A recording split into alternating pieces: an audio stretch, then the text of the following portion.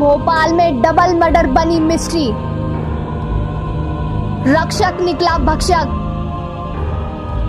राजधानी भोपाल में police ASI ने मंगलवार को अपनी पत्नी और साली की चाकू मारकर हत्या कर दी। पुलिस के अनुसार आरोपी एएसआई योगेश मरावी अपनी पत्नी विनीता से लंबे समय से अलग रह रहा था। दोनों महिलाएं भोपाल के ऐशबाग इलाके में एक फ्लैट में रहती थी।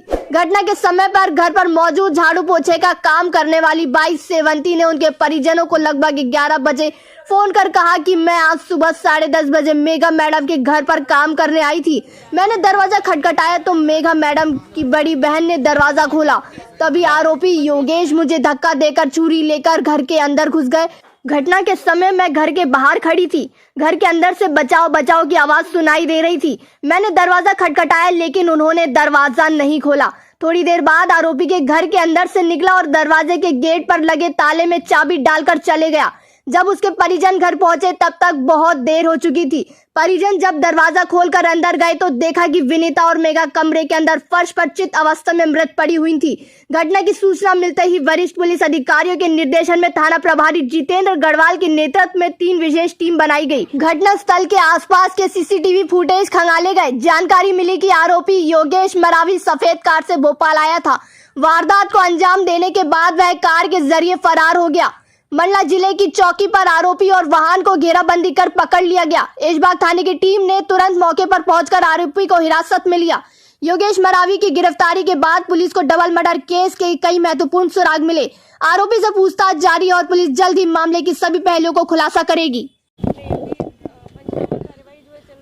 बाद जो है शव को पोस्टमार्टम के लिए रवाना किया जाएगा। आरोपी का कुछ सीसीटीवी में क्या मिला? इसमें आरोपी के लिए टीम लगी हुई है। सीसीटीवी फुटेज में वो आज लगभग 11 बजे आते हुए दिखा है। यहाँ पर जो मृतिका का पति है योगेश मरावी, एएसआई जो पदस्थ है मंडला डिस्ट्रिक्ट में, तो वो दिखे हैं यहाँ पर सीसीटीवी फुटेज में और उनके लिए टीम हमारी लगी हुई है। ये घर जो मैं किराए पे है कि ये लोग खरीद कर रखा थे लोगों ने? ये जो योगेश मरावी की वाइफ है विनीता मरावी, उनकी सिस्टर ने यहाँ पर रेंट पर ले रखा था ये जो फ्लैट है।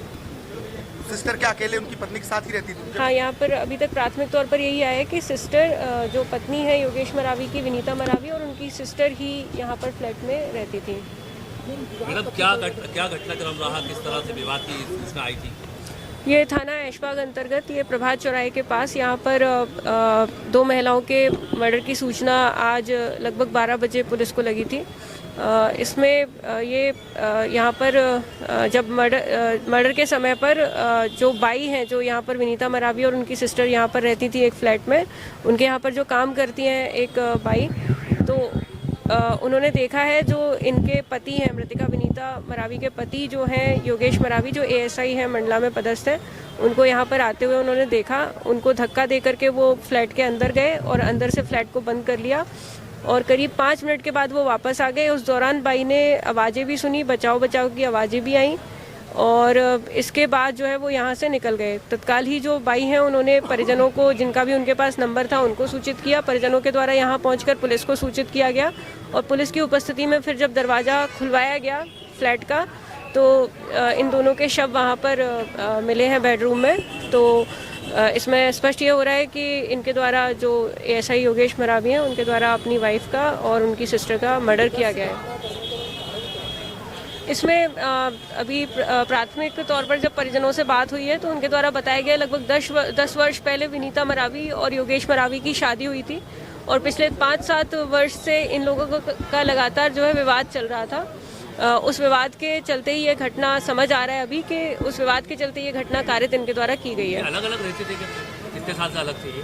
अभी ये प्राथमिक तौर पर बताया जा रहा है परिजनों के द्वारा कि यहाँ पर इस फ्लैट में सिर्फ विनीता चौहान और उनकी बहन रहती थी। इससे यह प्रतीत हो रहा है कि ये पति पत्नी जो है काफ़ी लंबे समय से अलग अलग रह रहे थे। अभी तक इनके बच्चे नहीं होने की जानकारी इनके परिजनों के द्वारा बताया गया है। ये दोनों ही जो पति पत्नी है वो बालाघाट के निवासी हैं मूलतः, तो ये बेहर बालाघाट के निवासी हैं।